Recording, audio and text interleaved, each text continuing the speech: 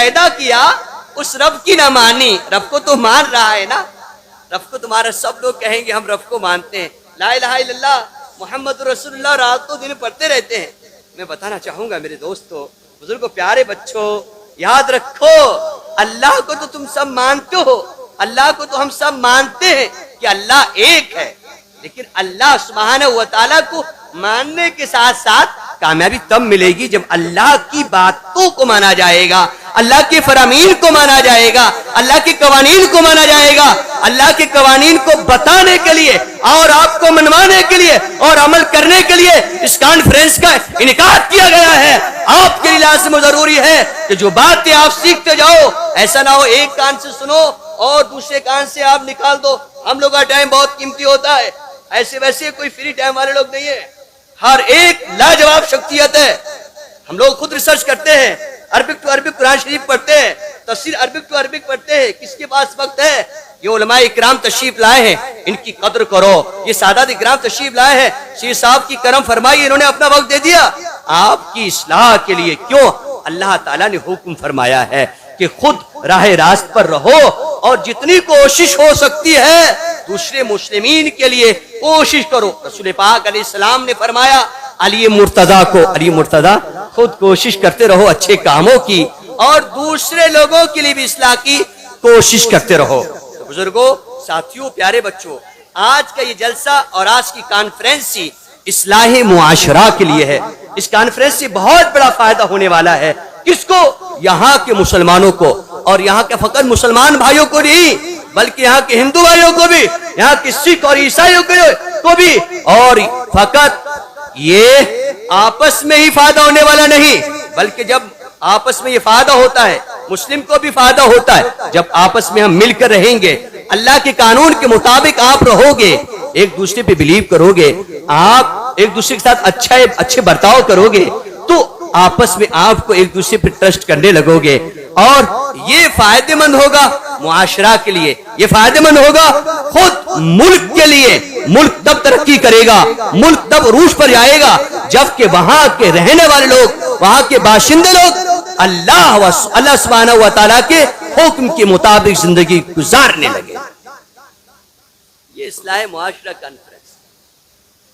اصلاح کیوں کر کے ہو ممکن, کیسے ہوگی ممکن اصلاح؟ آج افسوس کی بات ہے آپ لوگ نماز پڑھتے نہیں ہو. معاشرہ کا ہم جائزہ لیتے ہیں, لوگوں سے ملتے ہیں, دیکھتے ہیں آپ میں سے کتنے لوگ ہو جنہوں نے نماز ادا کی ہے. آپ خود اپنا جائزہ لیجئے. میں کسی کو ٹارگٹ کر کے نہیں بولنا چاہتا, میری بس کی بات نہیں, میری نصیحت عالمی نصیحت ہے چونکہ یہ مذہب اسلام عالمی مذہب ہے. ہم کسی ایک کے لیے کسی ایک کو ٹارگٹ کر کے نہیں بول سکتے نا. خود اپنا جائزہ لیجئے. نماز کم سے کم آپ فرض نمازوں کو ادا کیجئے. 17 رکعت نماز فرض ہے. رات و دن کی نمازوں میں 5 وقت کی نمازوں میں 17 رکعت نماز فرض ہے اور 3 رکعت وتر ہے. تو کم سے کم ہر مسلمان پر لازم و ضروری ہے کہ 17 رکعت نماز تو ادا کرے اور وقت میں کوشش کرے گنجائش ہے سنتیں بھی ادا کرے, اور بھی کوشش کرے وقت ملتا ہے تو نفل بھی ادا کرے, تو یہ اور زیادہ بہتر ہے. ابھی تو ٹھیک سے مسلمان ہی بن جاؤ نا, ٹھیک سے مسلمان بن جاؤ اور مومن بن جاؤ. آج میں بتانے کے لیے یہ بھی آیا ہوں آپ کو. آپ جانتے مسلمان کسے کہتے ہیں محترم, اور مومن کسے کہتے ہیں؟ مسلم اور مومن آپ جانتے ہوئیں گے.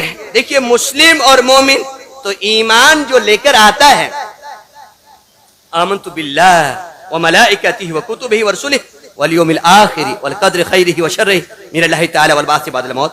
یہ کس سے کہا میں نے؟ اپنے بھائی ٹونگ کہنا, بھائی زبان کہنا, میں نے اپنی زبان سے کہنا یہ, اور دل سے اس کی تصدیق کی. ارے جناب اسی کا نام ایمان ہے. تو پتہ لگتا ہے ایمان کی ڈیفینیشن میں کہنا چاہوں گا کہ ایمان جو نام ہے وہ تصدیق جازم کا نام ہے. ایسا یقین کر لینا جو شک و شبہ کو قبول نہ کرے.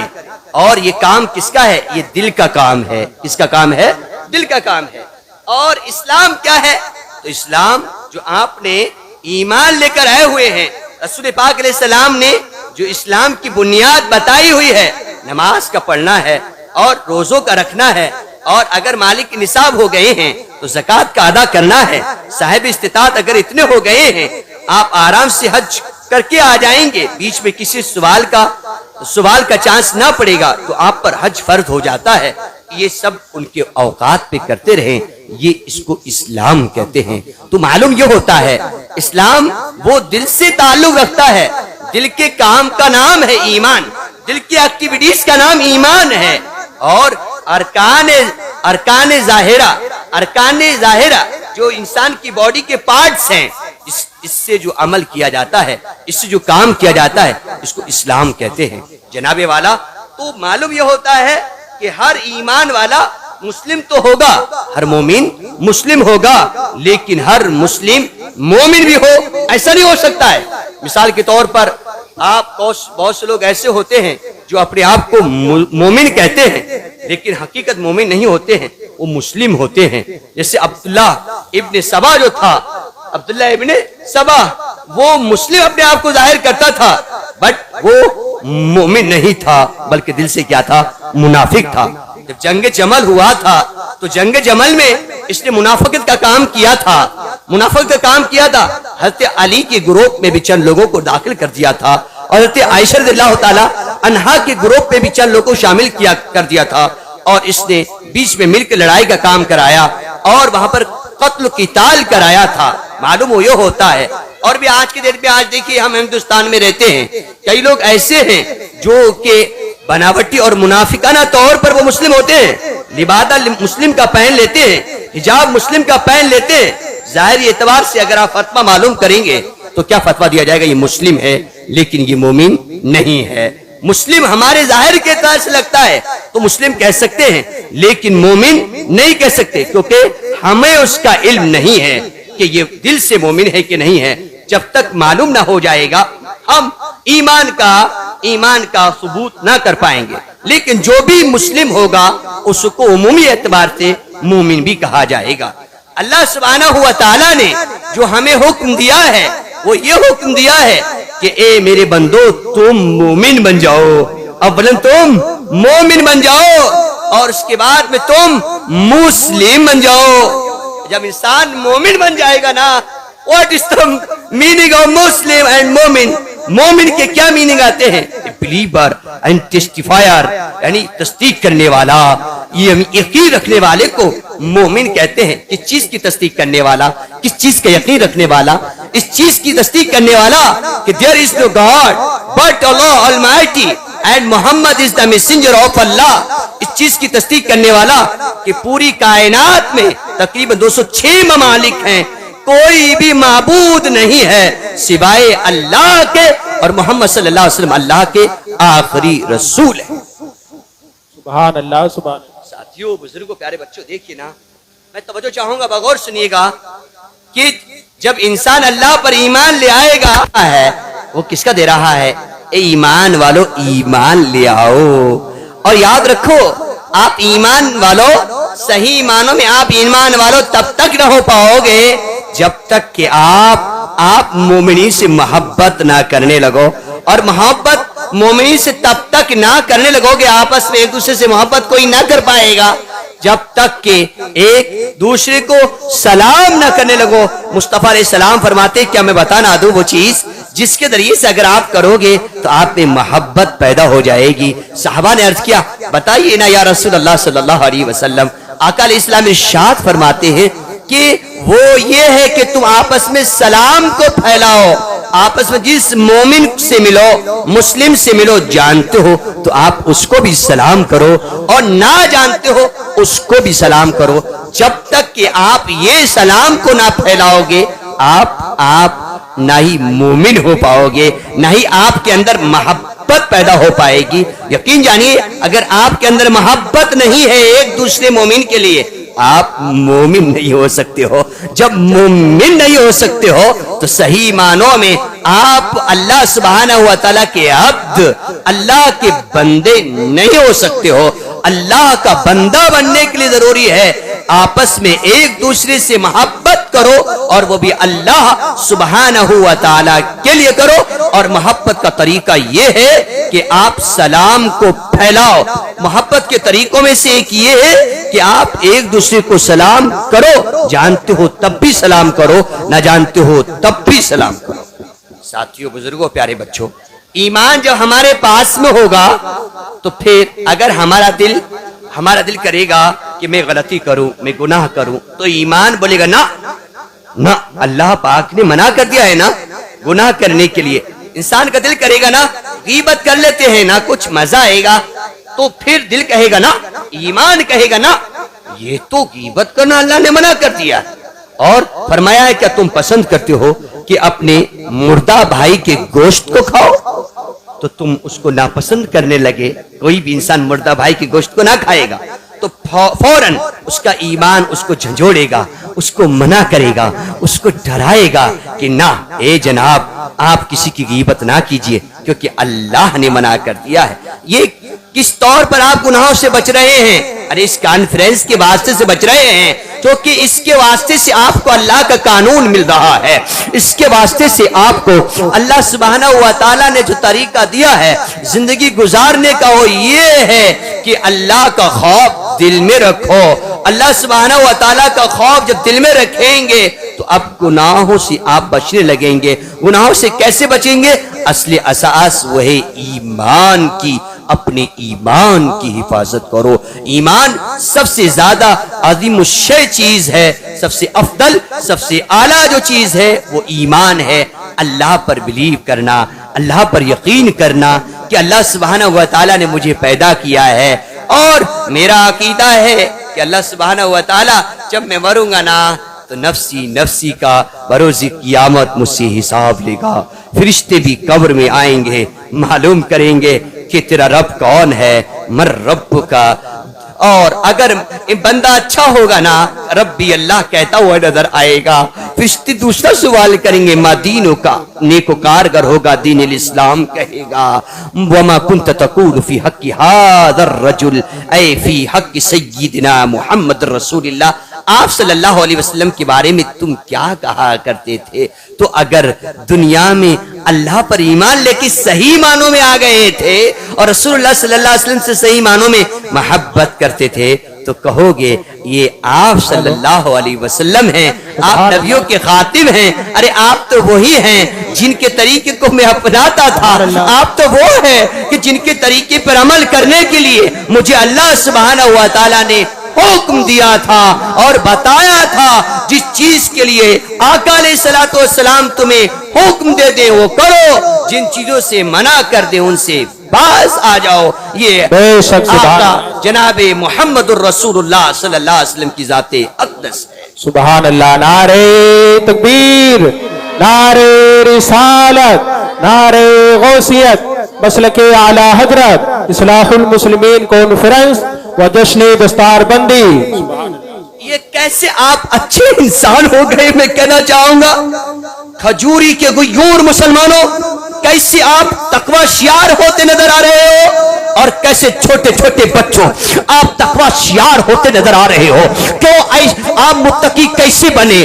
تو آپ کو جواب میں دوں گا کہ اللہ سبحانہ و تعالیٰ کے قوانین پر عمل کر کے بنے، اور وہ یہ ہے کہ تم اپنے ایمان کا تحفظ کرو۔ ایمان سب سے عظیم الشان اور سب سے زیادہ قیمتی چیز ہے۔ اگر انسان نے ایمان کا تحفظ کر لیا تو اللہ سبحانہ و تعالیٰ اسے، اگر چھوٹی موٹی غلطیاں ہوئی ہیں، نماز 5 وقت کی ضروری ہے جناب والا، میرے دوستوں میں نے بتا دیا آپ کو، کم سے کم 5 وقت کی نماز ضروری ہے، فرض ہے۔ اصلاح معاشرہ کے لیے کم سے کم 5 وقت کی نماز ضروری ہے۔ اب یہ پروگرام بھی کرائیں، اصلاح معاشرہ کانفرنس بھی ہوگی، لیکن 5 وقت کی نماز کو نہیں چھوڑیں گے۔ نماز ہے کیا؟ در حقیقت میں نے جو سمجھا، میرے پاس علم بہت کم ہے، ہمارے علماء اکرام، مفتیان اعظام اور سادات اکرام آپ کو سکھائیں گے، اور ہم بھی حضرت سے سیکھتے ہیں۔ ہم میں آج جو ہے وہ کمی وہ علم کی ہے، ہم جانتے ہی نہیں ہیں کہ پوری الحمدللہ سورہ فاتحہ پڑھ گئے تو پتہ نہیں لگا ہمیں کیا ہو رہا ہے۔ تو سب سے امپورٹنٹ یہ ہے کہ ہم علم کو حاصل کریں۔ یہ معاشرہ اچھا تب بنے گا ہمارا جب ہم علم کو حاصل کریں گے۔ یہ اولیاء اللہ علماء ہے، یہ اولیاء اللہ علماء کی جماعت ہے، میں نہیں کہہ رہا، جو ہمارا پیدا کرنے والا وہ کہہ رہا۔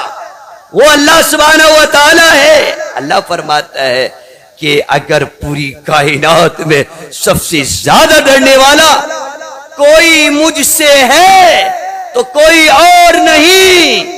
وہ حقیقت میں یہ اولیاء کرام اور بزرگان دین وہ ہیں جنہوں نے کہ علم کو حاصل کیا ہے. یہ علماء کرام کی جماعت ہے.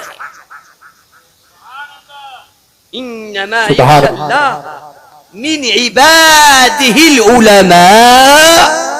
جز نیست کے اللہ سے ڈرنے والے اس کے بندوں میں کوئی اور نہیں ہیں. حقیقت میں اور صحیح معنوں میں ڈرنے والے وہ علماء اکرام کی جماعت ہے. علماء اکرام کی جماعت. یوں تو عوام میں بھی اللہ والے موجود ہیں. یہ دیکھیے کئی مرتبہ ایسا ہوتا ہے پینٹ پہننے والا انسان ہے نا لیکن اللہ کا دوست ہوتا ہے, اللہ کا ولی ہوتا ہے. اللہ کا ولی بننے کے لیے جبہ کبہ پہننا ضروری نہیں ہے دوستو. جبہ کبہ پہننا ضروری نہیں ہے. اب تو کئی لوگ وہ ہیں نا جو کہ مسلم بھائی بھی نہیں ہیں, غیر مسلم بھائی ہیں, وہ بھی جبہ کبہ پہننے لگے ہیں اور غلط حرکتیں کرتے ہیں تاکہ لوگوں کو یہ معلوم ہو مسلم غلط حرکت کر رہا ہے. ان ہندو بھائیوں کو بھی یہ پیغام دینا چاہوں گا, پلیز ایسا نہ کرو نا, کیونکہ کریٹر آلمائٹی نے منع کر دیا ہے دھوکہ دینے کے لیے. ہندو مذہب کے اندر بھی یہ ہے. ہم سب انسان ہیں, اللہ کے بندے ہیں. ارے کچھ نہ بنو جناب, سب سے پہلے اللہ کے بندے بن جاؤ نا. ارے جناب نا, اللہ کے بندے بن جاؤ, اللہ کی ماننے والے بن جاؤ. آپ کے لیے کامیابی ہے جس علاقے میں جس جگہ پر اللہ کے بندے اگر مل جائیں تو علاقہ آباد ہو جاتا ہے. علمی اعتبار سے, عملی اعتبار سے, روحانی اعتبار سے, ترقی اور بزنس کے اعتبار سے, تجارت کے اعتبار سے, اخلاق کے اعتبار سے. اللہ کے بندے بن جاؤ, اللہ کے بندے بن جاؤ. آپ کہیں گے فاضل اظہر ذرا یہ بتائیے نا کیسے بنے اللہ کے بندے؟ تو میں آپ کو بڑا اختصار شدید کے ساتھ عرض کرتا ہوا نظر آؤں گا. اللہ کا بندہ بننے کا مطلب یہ ہے کہ آپ کو جو بھی کام کر رہے ہیں نا وہ اللہ کے لیے کرو, وہ اللہ کے لیے کرو. رسول پاک صلی اللہ علیہ وسلم اللہ کے بندے تھے. سب سے بڑی شرف کی بات ہے نا. ارے بولیے سبحان اللہ یار, اب نہ بولے تو کب بولے. رسول پاک صلی اللہ علیہ وسلم اللہ کے بندے ہیں, اللہ کے بندے ہیں. ایک مرتبہ میرے آقا علیہ الصلوۃ والسلام مسجد نبوی میں جلوہ فرما ہے اور آپ صلی اللہ علیہ وسلم اپنے دو زانوں پہ بیٹھے ہیں. دو زانوں پہ بیٹھے ہیں. ہمارے علماء بہت بہت بڑے اولیاء اللہ ان علماء میں ہیں. یقیناً ان علماء میں اولیاء نہیں تو پوری کائنات میں اولیاء نہیں ملے گا آپ کو, اللہ کا دوست نہ ملے گا. اولیاء ان علماء میں ہیں. ہمارے علماء میں دیکھیے کچھ ابھی بھی دو زانوں پہ بیٹھے ہوئے ہیں. ہمارے بچے دیکھیے مدرسے کے بچے ماشاءاللہ دو زانوں پہ بیٹھے. میرے آقا علیہ الصلوۃ والسلام میں ایکشن کر کے بھی دکھا رہا ہوں نا تاکہ اچھی طرح سمجھ شریف میں آ جائے. میرے آقا علیہ السلام دو زانوں پہ بیٹھے ہیں نا صلی اللہ علیہ وسلم. دیکھنے والے نے بولا دیکھ کر ارے یہ تو عبد لگ رہے کوئی عبد بیٹھے ہو, عبد بیٹھے ہو. عبد تو کوئی عبد ہوتا ہے نا کسی بادشاہ کا جنابے والا, کوئی عبد ہوتا ہے بندہ سروینٹ غلام ہوتا ہے کسی بادشاہ کا, اور کوئی وفادار اور بندہ ہوتا ہے کسی دنیاوی بادشاہ کا نہیں بلکہ جو پیدا کرنے والا ہے اس کا. رسول اللہ صلی اللہ علیہ وسلم نے ارشاد فرمایا انا عبد اللہ, میں اللہ کا بندہ ہوں, اس لیے میں عاجزی سے بیٹھا ہوں, اس لیے میں تواضع سے بیٹھا ہوں. کتنی بڑی پوسٹ پہ میرے آقا علیہ السلام ہیں. اولین و آخرین انبیاء کرام تشریف لائے نا, سب کا مرتبہ بڑا ہے. رسالت اور رسالت میں نبوت میں سب برابر ہیں, لیکن فضائل میں بدلاؤ اور تبدیلی ہے.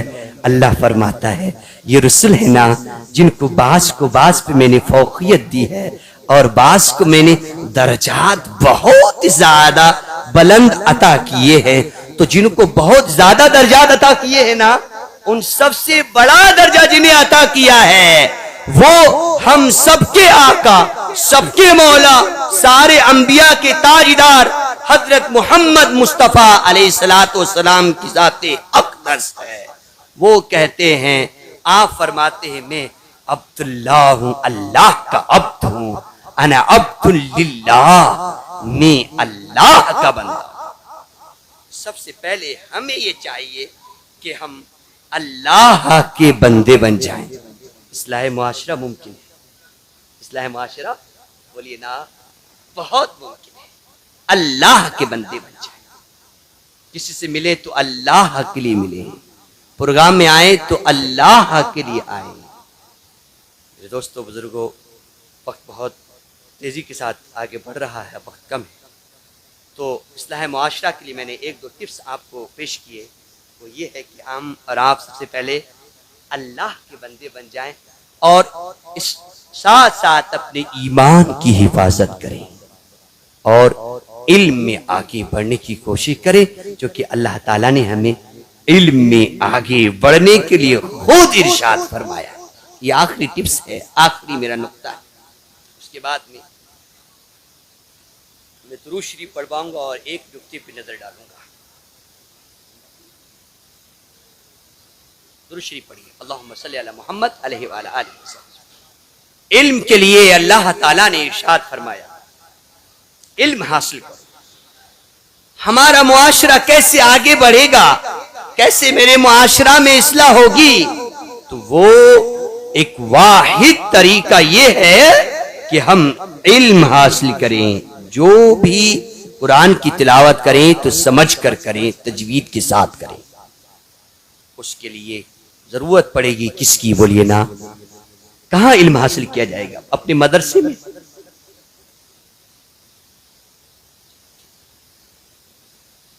میرے دوستو بزرگ، ہمیں چاہیے ہم علم کو حاصل کریں، اس کے لیے شب و روز محنت کریں. رسول پاک علیہ السلام کو اللہ نے حکم فرمایا، یہ دعا کرتے رہو نا کہ یا اللہ تو مجھے علم کی کثرت عطا فرما. آپ صلی اللہ علیہ وسلم کے واسطے سے ہم سب کو اللہ تعالیٰ نے یہ فرمایا ہے کہ بندو علم کی کثرت کی دعا کرو اور علم کو کثرت سے طلب کرتے رہو. میرے دوستو بزرگوں، پیارے بچوں، میں نے حدیث پاک کو پڑھا تھا کہ آقا علیہ الصلوۃ والسلام ارشاد فرماتے ہیں من ترک الکذب وہو باطل بنی لہ قصر فی ربۃ الجنہ. یہ حدیث پاک حضرت انس بن مالک سے روایت ہے، مروی ہے.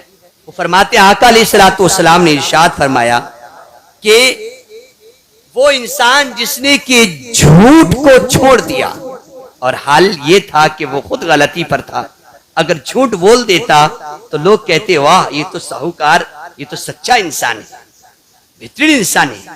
لیکن وہ جھوٹ کو ترک کر یعنی جھوٹ کو ترک کر دیا، سچ بولا اور اپنی غلطی کو سامنے لے آیا، مجھ سے غلطی ہو گئی، میں اس معاملے میں مسٹیک کروں. تو اس نے یہ جھوٹ کیوں کر کے بولا؟ اس لیے کیوں کر کے نہیں بولا؟ اس لیے کہ وہ اللہ کا بندہ ہو گیا، اس لیے کہ وہ اللہ کا بندہ ہو گیا تھا، اس لیے جھوٹ نہ بولا، بتایا کہ مجھ سے یہ غلطی ہو گئی ہے.